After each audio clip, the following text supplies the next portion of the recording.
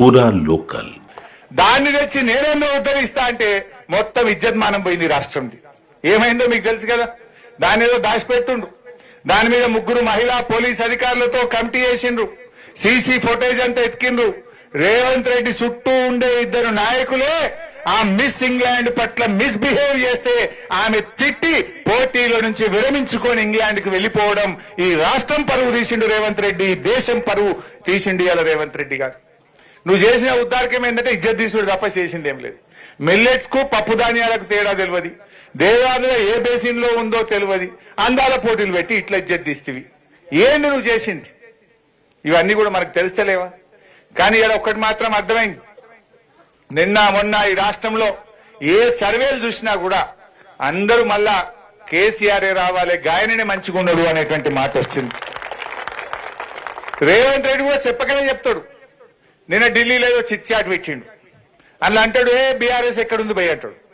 BRS పైన అయిపోయింది అంటాడు. బీఆర్ఎస్ లేనే లేదు అంటాడు. కానీ కళ్ళు మూస్తే కేసీఆర్ యాదికొస్తాడు, కళ్ళు తెరిస్తే కేసీఆర్ యాదికొస్తాడు.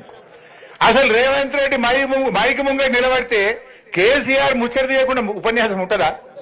బీఆర్ఎస్ లో దలవకుండా ఆయన మాట మాట్లాడతాడా? మరి అయిపోయిందంటే ఎందుకు ఊకే తలుతున్నాను? ఎందుకు నీకు అంత భయం పట్టుకున్నది? ఆయనకు తెలుసు ఖచ్చితంగా మళ్ళా వచ్చేది గులాబీ జెండే బీఆర్ఎస్ పార్టీ అని ఆయనకు అర్థమైంది. ఆయన మనం తిట్టకుండా ఎప్పుడైనా మాట్లాడతాడా? అసలు చక్కగా ఒక పాలసీ మీదనో, ఒక మంచి పని మీదనో, ఒక ముఖ్యమంత్రిగా ఒక విధానం మీదనో ఎన్నడన్నా ఒక్కనాడు మాట్లాడతాడే?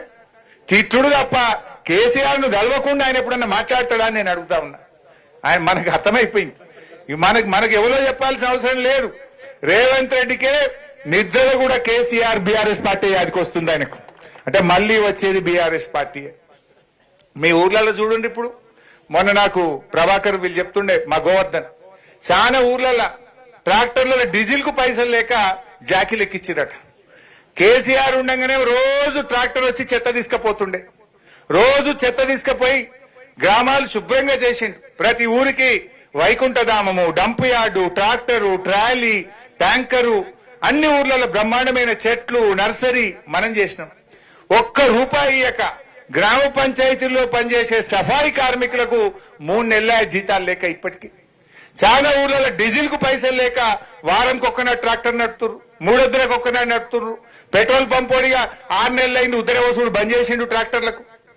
నీ పరపతి ఆడికి వచ్చిందంటే రేవంత్ పాలనలో కేసీఆర్ ట్రాక్టర్లు కొని పెడితే అందులో డీజిల్ పోయే శాత కాక అవి మూలకు పడే పరిస్థితి వచ్చింది రేవంత్ పాలన. ఈ రకమైన పరిస్థితి వచ్చింది. సరే, ఏది ఏమైనా అన్ని అర్థమైనాయి ప్రజలకు. ఎందుకంటే కేసీఆర్ చేయగలిగింది ఎట్లా, నువ్వు చేయలేకపోతున్నావు ఎట్లా? ఇవాళ నువ్వు నీ హయాంలో అన్ని తగ్గుముఖమే, రాష్ట్ర ఆదాయం కూడా తగ్గుముఖం పట్టింది. నీకు పాలన చేయలేక పరిస్థితి ఏర్పడ్డటువంటి పరిస్థితి ఉంది.